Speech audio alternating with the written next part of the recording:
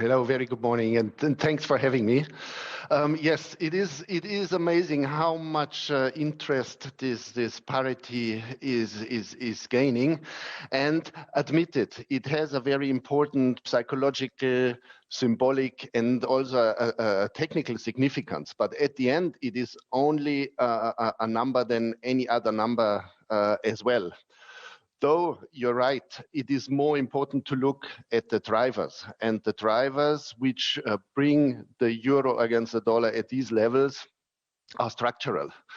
On one side, you have pressure on the euro coming from the energy side, from the side from the central bank, and on the other hand, a very strong dollar, which performs historically well in recessionary, growth fear, and stagflationary environments. And therefore, these drivers are still there, and we are in a trending market with macro significant situation, and therefore we think this will go on until we see a policy response. Andreas, when you say this will go on, do you mean that the euro will weaken further versus the dollar, or hold around these levels? No, we think the parity, because so far we didn't go below. The parity will break and we will go slightly below because, as mentioned, the drivers are still there. And that's the important part. We still have these structural arguments which put pressure on the euro. And on the other hand, we have a very enthusiastic hiking and hawkish central bank in the US. And in such an environment where growth fears are there, the dollar performs.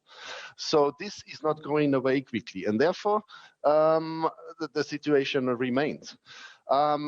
We think, of course, the trend is already quite long-lasting. The dollar is an expensive currency.